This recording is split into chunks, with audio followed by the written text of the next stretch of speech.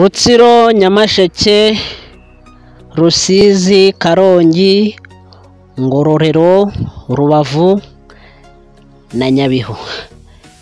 Mwabyumvishe rero utwo ni uturere turindwi tugize intara y'Uburengerazuba.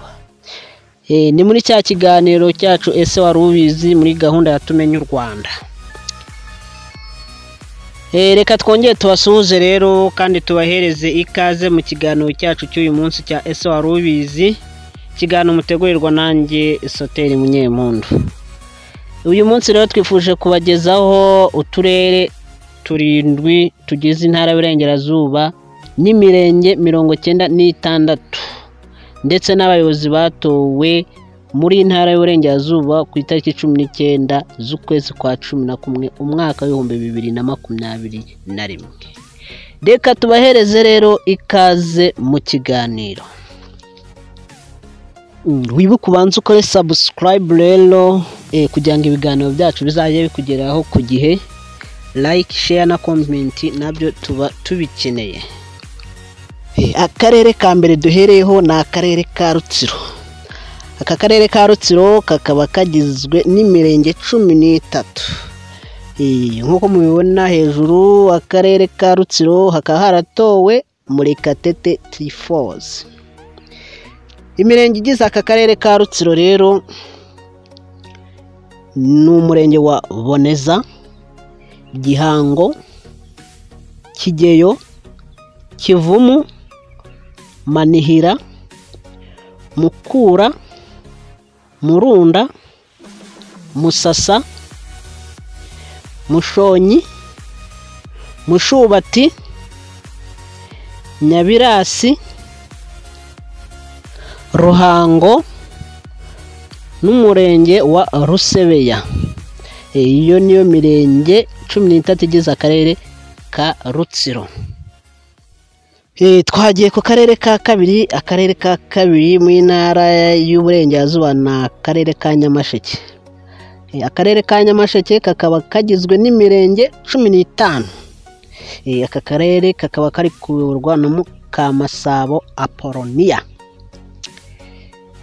Imirenge 15 igize aka karere ka Nyamasheke hari umurenge wa Bushekeri, Bushenge, Cyato, Gihombo, Kagano, Kanjongo, Karambi, Macuba, Mahembe, Nyabitekeri, Rangiro, Ruharambuga n'umurenge wa Shangi.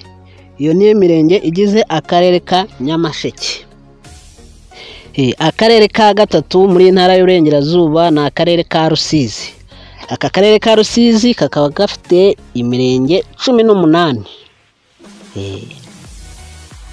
Aka karere ka Rusizi kandi kakaba kari kuyoborwa na Kabirigi Aniseti, akarere watoye ku itariki ya 19 z'ukwa 11 2021.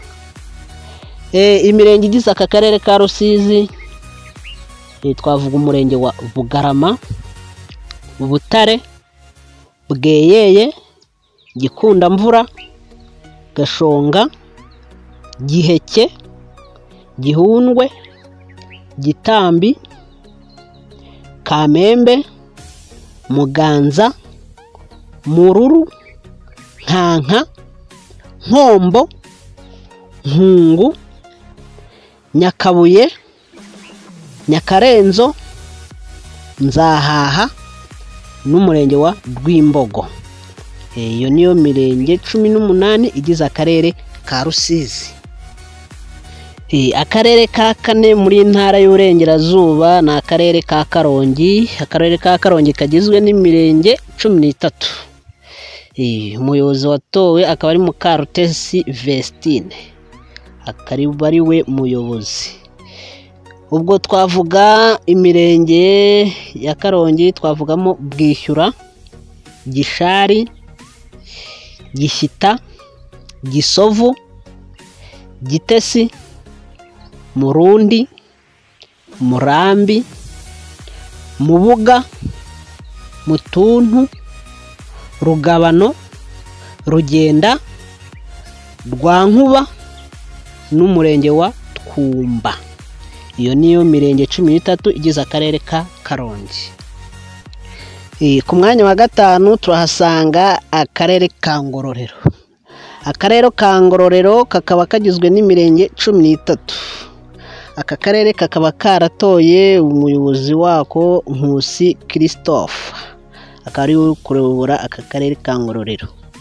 Imirenge igize akarere ka Ngororero twavuga umurenge wa Bwira, Gatumba, Hindiro, Kabaya, Kageyo, Kavumu, Matyazo, Muhanda, Muhororo, Ndaro, Ngororero, Sange n'umurenge wa Sovu.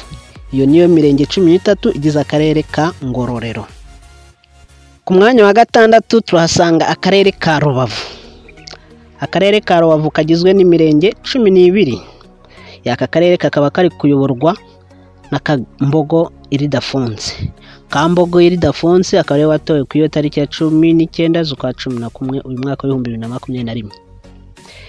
Imirenge y'akarere ka Rubavu twavuga umurenge wa Bugeshi, Busasamana, Cyanzarwe, Gisenyi, Kanama, Kanzenze, Mudende, Nyakiriba, Nyamyumba, Nyundo, Rubavu n'umurenge wa Rugerero. Iyo niyo mirenge 12 igize aka karere ka Rubavu. Akarere ka karindwi muri Intara y'Iburengerazuba ari nako tugiye gusorezaho na akarere ka Nyabihu. Akarere ka Nyabihu kagizwe n'imirenge 12. Aka karere hakaba haratowe Mukandayisenga Antoinette, akaba umuyobozi w'aka karere ka Nyabihu. Imirenge 12 rero hari umurenge wa Bigogwe, Jenda, Jomba, Kabatwa, Karago, Kintobo, Mukamira, Muringa, Rambura, Rugera, Rurembo n'umurenge wa Shyira. Iyo niyo mirenge 12 igize aka karere ka Nyabihu.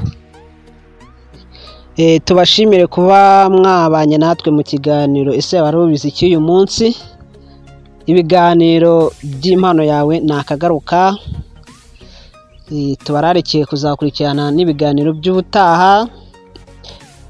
Turabakunda cyane. Ciao.